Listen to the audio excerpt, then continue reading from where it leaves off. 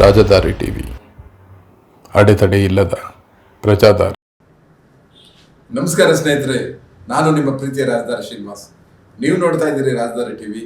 ರಾಜಧಾರಿ ಟಿವಿನ like ಮಾಡಿ, share ಮಾಡಿ, ಹಾಗೆ ಸಬ್ಸ್ಕ್ರೈಬ್ ಮಾಡಿ. ಇವತ್ತು ನಾನು ಮಾತಾಡ್ತಾ ಇರೋ ವಿಷಯ ಏನು ಅಂತಂದರೆ, ಇದೇ ಮಾರ್ಚ್ 22ನೇ ತಾರೀಕು ವಾಟಾಳ್ ನಾಗರಾಜ್ ಅವರು ಕರ್ನಾಟಕದ ಹೆಮ್ಮೆಯ ಕನ್ನಡಿಗ ಮತ್ತು ಕನ್ನಡಕ್ಕೋಸ್ಕರ ತನುಮನಧನ ಮತ್ತು ಜೀವನವನ್ನೇ ಅರ್ಪಣೆ ಮಾಡಿರುವಂಥ ಒಬ್ಬ ಮಹಾನ್ ಕನ್ನಡಿಗ. ಅಂಥ ಮಹಾನ್ ಕನ್ನಡಿಗ ವಾಟಾಳ್ ನಾಗರಾಜ್ ಅವರು ಮಾರ್ಚ್ 22ನೇ ತಾರೀಕು ಅಖಂಡ ಕರ್ನಾಟಕದ ಬಂದನ್ನು ಘೋಷಣೆ ಮಾಡಿದ್ದಾರೆ. ಇದು ನಿಮಗೆಲ್ಲ ತಿಳಿದಿದೆ. ಅನೇಕ ಮಾಧ್ಯಮಗಳಲ್ಲಿ ಈಗಾಗಲೇ ಎಲ್ಲ ಕನ್ನಡಿಗರಿಗೆ ತಲುಪಿರುವಂಥ ವಿಷಯ. ಮುಷ್ಕರ ಪ್ರತಿಭಟನೆ, ಈ ಬಂಧುಗಳು ವಾಟಾಳ್ ನಾಗರಾಜ್ ಅವರಿಗೆ ಏನು ಹೊಸದಲ್ಲ. ಬಹುಶಃ ಅದೊಂದು ಅವರಿಗೆ ಪರಂಪರೆ ಆಗಿದೆ. ಕನ್ನಡಿಗರ ಪಾಲಿಗೆ ಇದೊಂದು ಪರಂಪರೆನೂ ಹೌದು. ಯಾಕೆಂದರೆ ಅನೇಕ ಹೋರಾಟಗಳನ್ನು ನಾವು ಈ ಮುಷ್ಕರಗಳಿಂದ, ಬಂಧುಗಳಿಂದ, ಪ್ರತಿಭಟನೆಗಳಿಂದ ಮುಂದಾಗಿದ್ದೇವೆ. ಅದು ಗೋಕಾಕ್ ವರದಿ ವಿಚಾರ ಆಗಿರ್ಬೋದು, ಸರೋಜಿನಿ ಮಹಿಷಿ ವರದಿ ಹೋರಾಟ ಆಗಿರ್ಬೋದು, ಉರ್ದು ಒಂದು ಭಾಷೆ ಏರಿಕೆ ಆಗಿರ್ಬೋದು, ಈ ಹಿಂದಿ ಭಾಷೆ ಏರಿಕೆ ಆಗಿರ್ಬೋದು, ಅನೇಕ ವಿಷಯಗಳು, ಕಾವೇರಿ ವಿಚಾರವಾಗಿ, ಮಹದಾಯಿ ಹಾಗೆ ಕಳಸಾ ಬಂಡೂರಿ ಯೋಜನೆ ವಿಚಾರವಾಗಿ ಅನೇಕ ವಿಚಾರಗಳಾಗಿ ನಾವು ಈವರೆಗೂ ಬಂದ್ಗಳನ್ನ ನಾವು ಮಾಡಿದ್ದೇವೆ. ಈ ಬಂದ್ಗಳಿಂದ ಏನಾದರೂ ಒಂದೊಳ್ಳೆ ಪ್ರತಿಫಲ ಸಿಕ್ಕಿದೆಯಾ? ಮುಷ್ಕರಗಳು ನಿಜವಾಗೂ ಒಂದು ಉತ್ತಮವಾದಂಥ ಫಲಿತಾಂಶವನ್ನು ತರ್ತಾವ? ಮುಷ್ಕರಗಳು, ಬಂದ್ಗಳು, ಪ್ರತಿಭಟನೆಗಳು ನಿಜವಾಗೂ ಕರ್ನಾಟಕದ ಮಟ್ಟಕ್ಕೆ ನಿಜವಾಗೂ ವರವಾಗುತ್ತಾ? ಅಥವಾ ಈ ಮುಷ್ಕರಗಳು, ಪ್ರತಿಭಟನೆಗಳು, ಬಂದ್ಗಳು ಕರ್ನಾಟಕನ ಪಾಲಿಗೆ ಶಾಪವ? ಬನ್ನಿ, ಈ ವಿಚಾರದ ಬಗ್ಗೆ ಮಾತಾಡೋಕ್ಕೆ ನಾನಿವತ್ತು ನಿಮ್ಮ ಎದುರಿಗಿದ್ದೀನಿ. ಇವತ್ತು ಮಾರ್ಚ್ 22ನೇ ತಾರೀಕು ಅಖಂಡ ಕರ್ನಾಟಕ ಬಂದನ್ನು ಯಾಕೆ ಘೋಷಣೆ ಮಾಡಿದರೆ ಅನ್ನೋದಕ್ಕೆ ಸಣ್ಣದಾಗಿ ನಾನು ಅದರ ಹಿನ್ನೆಲೆಯನ್ನು ಹೇಳ್ಬಿಡ್ತೀನಿ.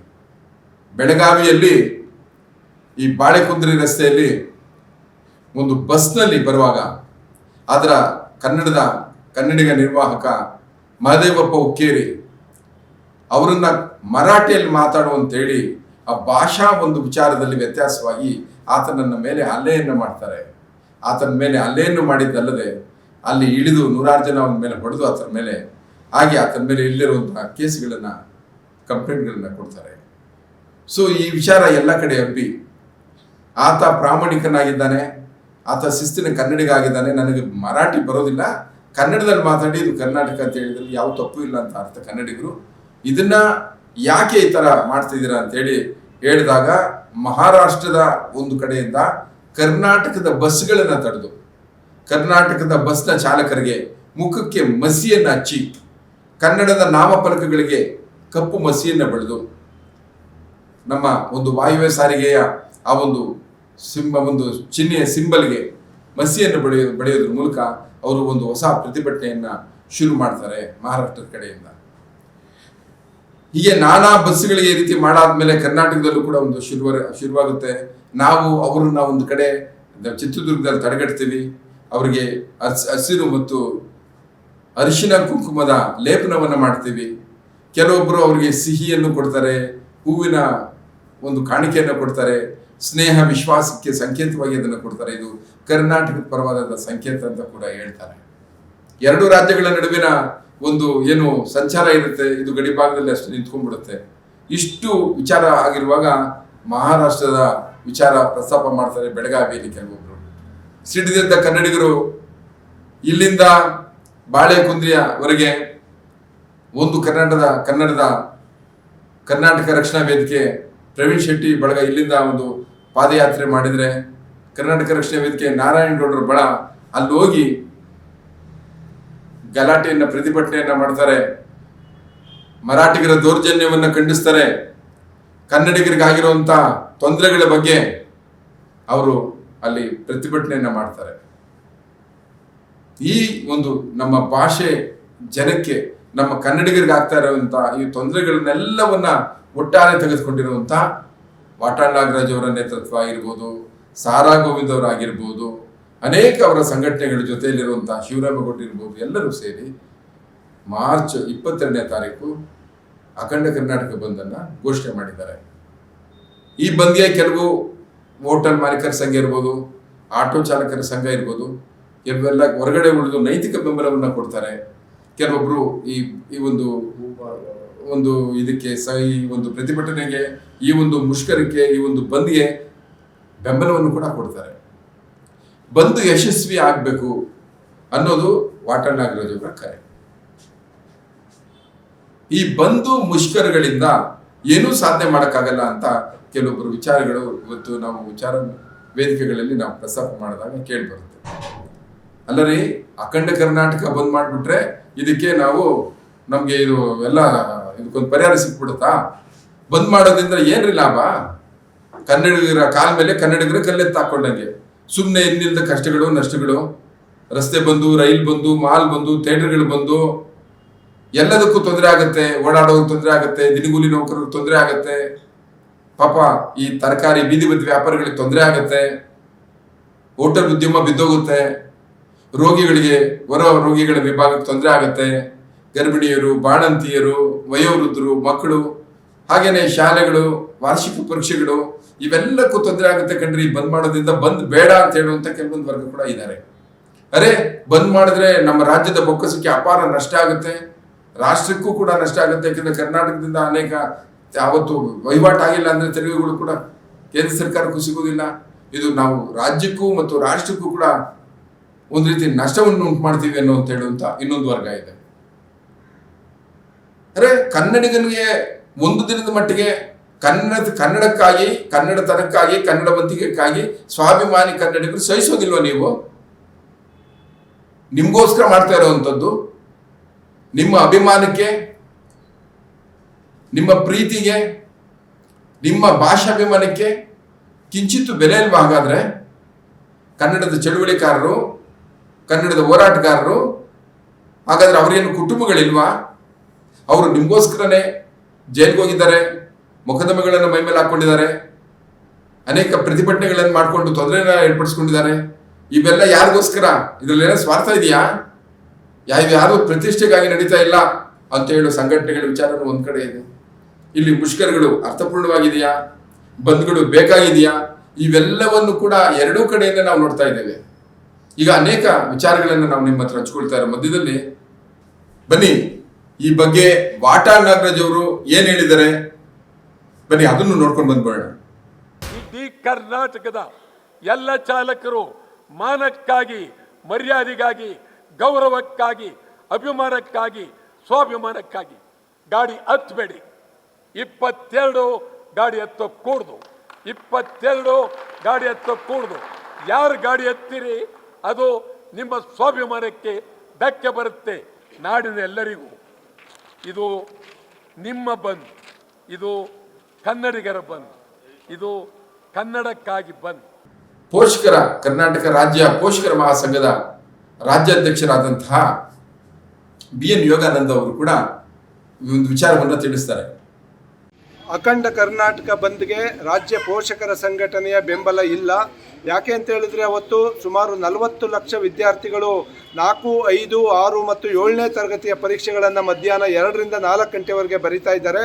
ಇವರು ಮಕ್ಕಳ ಹಿತವನ್ನು, ಮಕ್ಕಳ ಶೈಕ್ಷಣಿಕ ಭವಿಷ್ಯವನ್ನು ಪಣಕ್ಕಿಟ್ಟು ಇವರು ಬಂದ್ ಮಾಡಲಿಕ್ಕೆ ಹೊರಟಿದ್ದಾರೆ. ಇದನ್ನು ನಾವು ಖಂಡಿಸ್ತೀವಿ. ಒಂದು, ಮಹಾರಾಷ್ಟ್ರ ಕೆಲವರು ಪುಂಡರು ಮಾಡಿರೋ ಅಟ್ಟಹಾಸವನ್ನು ಕೂಡ ನಾವು ಖಂಡಿಸ್ತಾ ಇದ್ದೀವಿ. ಆದರೆ ಮಹತ್ವದ ಪರೀಕ್ಷೆಗಳು ನಡೆಯೋ ದಿನ ಇವರು ಬಂದ್ ಮಾಡ್ತಾ ಇರುವಂಥದ್ದು ಸರಿ ಇಲ್ಲ. ದಯವಿಟ್ಟು ನಾನು ಮನವಿ ಮಾಡ್ತಾ ಇದ್ದೀನಿ ವಾಟಾಳ್ ನಾಗರಾಜ್ ಅಂಡ್ ಟೀಮ್ಗೆ, ನೀವು ದಯವಿಟ್ಟು ಬಂದನ್ನು ಪೋಸ್ಟ್ಪೋನ್ ಮಾಡಿಕೊಡಿ.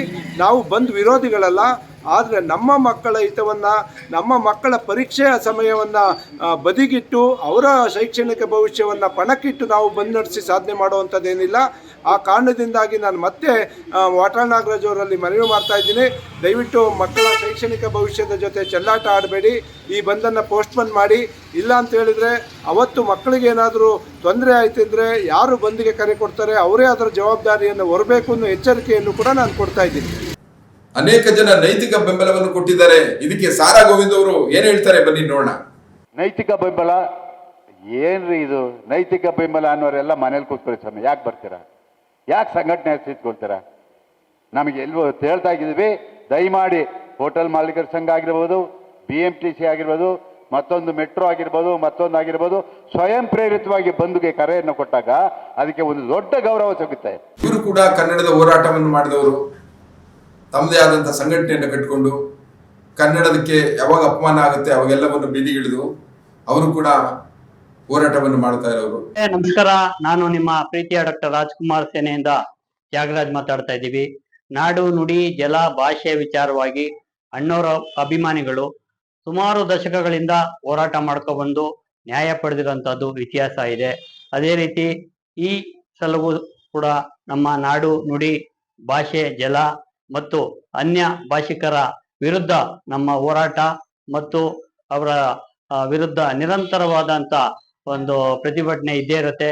ಅದೇ ರೀತಿ ಇದೇ ತಿಂಗಳು 22ನೇ ತಾರೀಕು ಶನಿವಾರ ಕರ್ನಾಟಕ ಬಂದ್ ಅನ್ನೋಂತ ಒಂದು ಹೇಳಿಕೆಯನ್ನ ನಮ್ಮ ವಾಟಾಳ್ ನಾಗರಾಜ್ ಅವರು, ಸಾರಾ ಗೋವಿಂದ್ ಅವರು, ಶಿವರಾಮೇಗೌಡರು ಹಾಗೂ ಇನ್ನು ಎಲ್ಲ ಹಿರಿಯ ಮುಖಂಡರು, ಕನ್ನಡ ಪರ ಹೋರಾಟಗಾರರು ಕರ್ನಾಟಕ ಬಂದ್ಗೆ ಕರೆ ನೀಡಿದ್ದಾರೆ. ನಾವು ಡಾಕ್ಟರ್ ರಾಜ್ಕುಮಾರ್ ಸೇನೆ ಪರವಾಗಿ ಈ ಕರ್ನಾಟಕ ಬಂದ್ ಅನ್ನ ಯಶಸ್ವಿಯಾಗಿ ಬಂದ್ ಮಾಡ್ಬೇಕಂತ ಸಾರ್ವಜನಿಕರಲ್ಲಿ ಕೇಳ್ಕೊಂಡು ನಾವು ಸಹ ಡಾಕ್ಟರ್ ರಾಜ್ಕುಮಾರ್ ಸೇನೆ ವತಿಯಿಂದ ಬಂದ್ಗೆ ಸಂಪೂರ್ಣವಾಗಿ ಬೆಂಬಲವನ್ನ ಘೋಷಿಸಿಕೊಂಡು ಡಾಕ್ಟರ್ ರಾಜ್ಕುಮಾರ್ ಸೇನೆ ಕಚೇರಿ ಮುಖಾಂತರ ಟೌನ್ ಹಾಲ್ ವರೆಗೂ ಮೆರವಣಿಗೆ ಹೋಗುವ ಮುಖಾಂತರ ಬಂದ್ಗೆ ಬೆಂಬಲ ಸೂಚಿಸ್ತಾ ಇದ್ದೀವಿ. ಎಲ್ಲ ಅಭಿಮಾನಿಗಳು ಮತ್ತು ಸಾರ್ವಜನಿಕರು, ನಾಗರಿಕರು ನಮ್ಮೊಂದಿಗೆ ಕೈ ಜೋಡಿಸಿ ನಾಡು ನುಡಿ ಭಾಷೆ ಜಲ ವಿಚಾರವಾಗಿ ಯಾವತ್ತೂ ಸಹ ಅಣ್ಣವರ ಅಭಿಮಾನಿಗಳೊಂದಿಗೆ ನೀವು ಇರ್ಬೇಕಂತ ಈ ಬಂದ್ಗೆ ಮತ್ತೊಮ್ಮೆ ನಮ್ಮ ಬೆಂಬಲ ಘೋಷಣೆ ಮಾಡುತ್ತಾ ನಮ್ಮ ಮಾತು ಮುಗಿಸ್ತಾ ಇದ್ದೀವಿ. ಜೈ ಕರ್ನಾಟಕ, ಜೈ ಡಾಕ್ಟರ್ ರಾಜ್ಕುಮಾರ್. ನಮಸ್ಕಾರ.